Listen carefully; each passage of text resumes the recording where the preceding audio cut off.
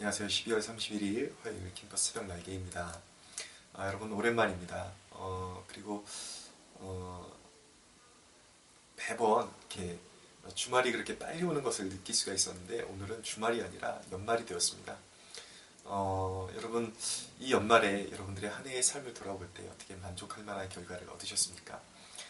제 개인적인 그런 느낌을 말씀드리면 작년 송구영신 때 우리가 세웠던 그 계획에 어떻게 보면은 하나도 이렇게 앞으로 전진한 것 같지 않은 그런 상황 가운데 지금 서 있는데요.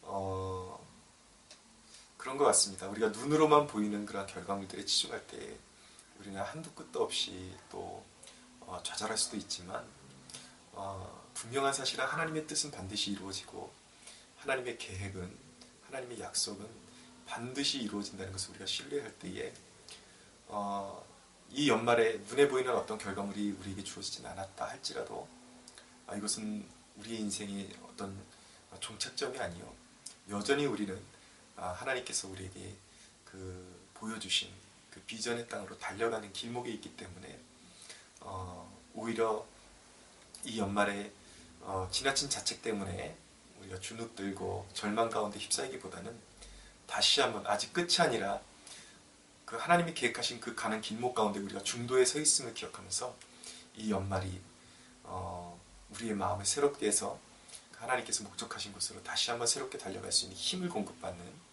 그러한 연말이 되기를 소망해 봅니다. 오늘 이제 시편 28편 1절에서 9절 다윗의 시인데요. 이 본문으로 하나님의 말씀 주어진 시간에 좀 나누겠습니다. 여러분이 만약에 여러분들이 하는 어떤 일들도 막히고 그리고 여러분들의 삶의 정황이 마치 무엇을 해도 하나님께 벌받는 것 같은 상황이 이어질 때에 그리고 하나님조차도 여러분을 외면하시는 것 같이 느껴질 때에 여러분이라면 어떻게 하시겠습니까?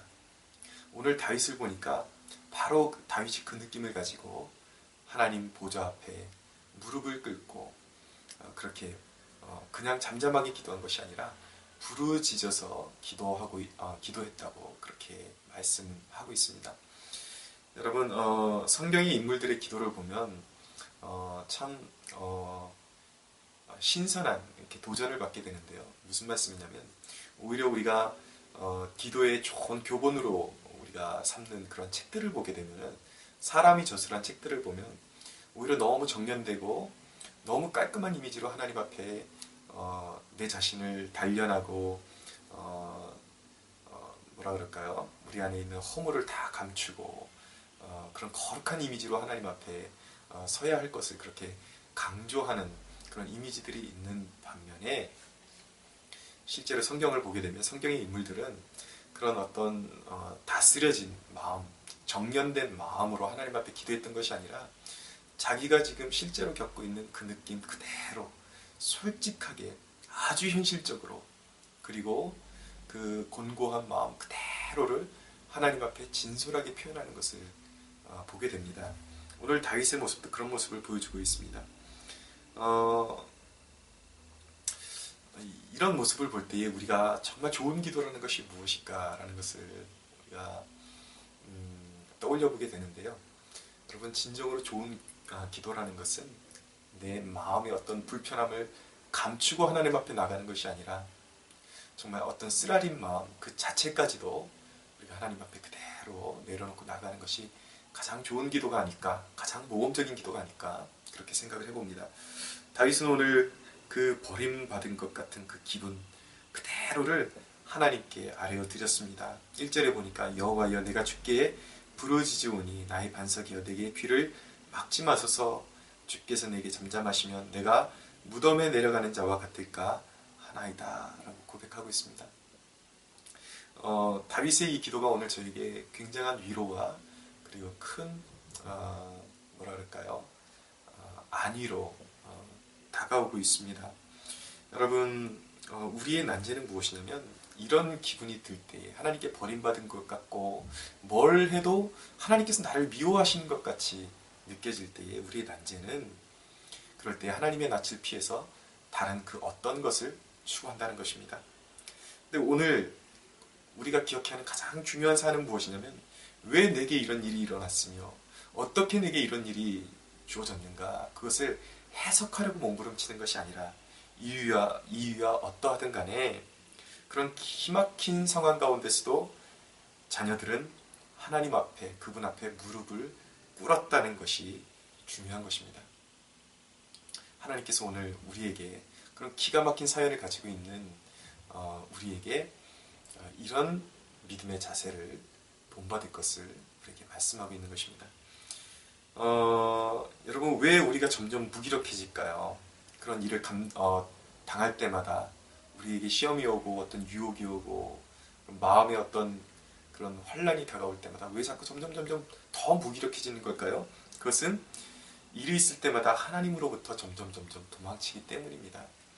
여러분, 우리가 마음으로부터 씻어버려야 하는 과제가 한 가지 있는데, 그것은 무엇이냐면 그런 정말 막막한 상황 가운데서 하나님께서 나를 미워하신다는 그런 오해를 씻어버리고, 그럴지라도 하나님 앞에, 하나님의 보좌 앞으로 나아가서 무릎을 꿇어야 하는 것입니다. 여러분, 하나님 외에 그 어떤 것에서 위로를 얻으려고 하는 그 자세, 그 마음은 압니다. 여러분, 우리가 다 경험하는 것들이기 때문에 때로는 너무 공고하고 힘들 때 하나님을 벗어나고 싶거든요. 그러나 여러분, 모든 믿음의 사람들이 내린 결론은 우리가 하나님을 결코 벗어날 수 없으며, 그분을 벗어날 때에 결코 우리가 원하는 그 만족함, 그 해결책, 결코 하나님 외에 그 어디서도 얻을 수 없다는 그 사실을 우리가 꼭 인지해야겠습니다. 여러분, 다윗은 이 기도 속에서 자신을 그 악인들과 같이 대하지 말아달라고 하나님께 탄원하고 있습니다. 3절에 보니까 악인과 악을 행하는 자들과 함께 나를 끌어내지 마옵소서라고 고백하고 있고요.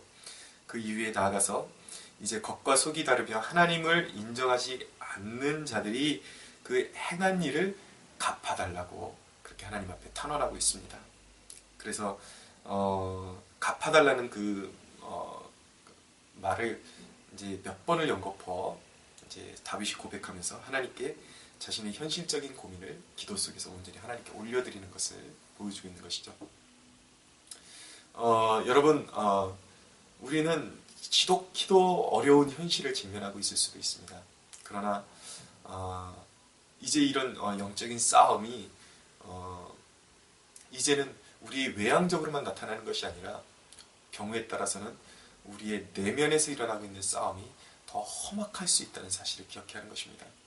우리 안에 사탄이 틈을 타서 우리 마음을 격동질하고 믿음을 흔들어 놓고, 모든 상황 가운데 사탄이 그 상황을 흐트러 놓으면서 우리의 마음을 뒤집어 놓고 믿음을 흔들 때가 있다는 것이죠. 여러분, 그럴 때에도 하나님 앞에 나아가서 부르짖어야 하는 것입니다. 그리고 그러한 현실적인 그런 모든 문제들, 내 내면에서 일어나는 모든 문제들도 하나님의 보좌 앞에 내려놓고 하나님께 맡겨 드릴 수 있어야 하는 것입니다. 여러분, 그랬더니 다윗이 이렇게 했더니 어떤 일이 벌어졌는가? 여러분, 6절에 보니까 다윗의 그 탄식이 갑자기 찬양으로 바뀌게 됩니다. 놀라운 그 은혜를 경험하게 되는 것이죠. 6절에 여호와를 찬송하며 내 간구하는 소리를 들으심이로다 라고 다윗이 갑자기 그런 어떤 기도의 주제를 바꾸고 있습니다. 그 곤고함과 영적인 피곤함과 그런 절박한 마음으로 하나님 앞에 부르짖었다 갑자기 그의 입술에서 찬양이 터져 나오는 것이죠. 여러분, 이게 뭐 며칠을 지나고 몇 년을 지나서 이렇게 되는 것이 아니라 지금 한 기도의 호흡 속에서 이루어지고 있는 그런 사건이라는 사실을 우리가 기억해야만 하는 것입니다. 여러분, 다윗의 탄식이 찬양으로 변했습니다. 그리고 응답의 확신이 주어졌습니다. 여러분, 당장 어떤 현실이 바뀐 것이 아닙니다. 그것이 아니라 다윗의 마음이 하나님의 임재 가운데 그 기도 속에서 힘을 얻었던 것입니다. 여러분, 하나님은 기도를 통해서 우리의 마음에 힘을 주시고 그리고 응답하시며, 그리고 그 응답의 확신을 통해서 드디어 하나님께서 자신의 손을 펴시고 자신의 발로 일어서서 일하기 시작하신다는 사실을 기억하십시오. 여러분, 우리의 그 승리, 영적인 모든 싸움, 현실적인 문제든 내면적인 문제든 모든 영적인 싸움의 승리가 우리의 마음으로부터 이루어진다는 그 사실이 굉장히 중요한 것입니다. 그렇기 때문에 사탄이 그 사실을 너무나도 잘 알기 때문에 어떤 일이든지 우리를 낙심시킬 때 가장 먼저 공격하는 것은 바로 우리의 마음인 것입니다. 그래서 우리의 마음을 잘 지키는 것이 우리의 영적인 싸움의 승리의 관건인 것입니다. 여러분, 혹시 마음이 무너졌음에도 불구하고 어떤 조치도 취하지 않고 있지는 않습니까? 여러분, 우리에게 당장 필요한 것은 현실적인 조치도 필요하지만 가장 큰 우선순위는 현실적인 조치보다도 오히려 가장 큰 우선순위는 우리의 마음을 다잡는 것입니다. 하나님께 부르짖는 것입니다. 여러분, 무엇이든 간에 주어진 우리의 영적인 과업을 완성하기 위해서는 우리의 마음을 세워야 하는 것입니다. 사랑하는 여러분, 이런 절박한 상황 가운데 있는 분들이 있다면 하나님 앞에 부르짖으십시오. 여러분, 기도하십시오. 그리고 여러분들의 마음을 일으켜 세우십시오. 여러분들이 그 절망 가운데 기도할 수 있다면 하나님의 임재 가운데 하나님께서 여러분들의 무너진 마음을 반드시 일으켜 세워주실 것입니다. 그리고 그 과정을 통해서 반드시 하나님께서 이루시는 놀라운 역사를 경험하게 될 것입니다. 여러분, 기도하지 않는 사람은 사실 위로받을 자격도 없는 사람입니다. 냉정한 것 같지만 사실이 그렇습니다. 무슨 말인가 하면, 여러분, 왜 기도하지 않는 사람은 위로받을 자격도 없는가? 기도라는 것은 하나님이 하시겠다는 그런 하나님의 요구이거든요. 너는 기도만 해라. 너희는 잠잠히 있어. 내가 하나님 됨 볼지어다 라고 말씀하시는 것이, 그것이 바로 기도인데, 여러분, 기도하지 않는 것은 사실은 어떤 어려움이 있는 것이 아니라 영적인 게으름을 극복하지 못해서 하지 못하는 것이기 때문입니다. 여러분, 대부분 기도하지 않는 사람들의 그 변명이 뭔지 아십니까? 하긴 해야 되는데, 이 말을 너무 자주 반복합니다. 하긴 해야 되는데 너무 바빠서, 시간이 없어서, 현실이 어려워서, 마음이 어려워서, 마음이 무너져서. 아닙니다, 여러분. 거기에는 영적인 게으름이 도사리고 있는 것입니다. 사랑하는 여러분, 어떤 상황 가운데서든지 여러분, 기도할 수 있다면 여러분, 우리는 승리할 수 있습니다. 하나님이 반드시 도와주십니다. 우리가 싸워야 할 것은 어떻게 보면 영적인 세력이 아니라 그에 앞서서 내 자신일 수도 있습니다. 내 자신의 그 영적인 무기력함, 영적인 게으름, 나태함을 이기고 우리가 하나님의 보좌 앞으로 나아갈 때 우리는 반드시 그에서 하나님의 마음을 부여받게 될 것이며, 하나님의 사랑이 부음받아서 우리의 마음 가운데 용기로 충만해지고 다시 한번 일어설 수 있는 도움과 힘을 하나님께서 반드시 부어주실 것이라는 것을 우리가 믿고 이 아침을 기도함으로, 그런 믿음의 기도로 하루를 시작하기를 간절히 소원해 봅니다. 사랑하는 여러분, 이 연말에 승리하십시오. 그리고 새해에는 더욱더 기도와 말씀을 붙들고 여러분들 하나님과 함께 모든 일에 넉넉히 승리하는 그런 축복을 누리기를 간절히 주 예수의 이름으로 축원합니다.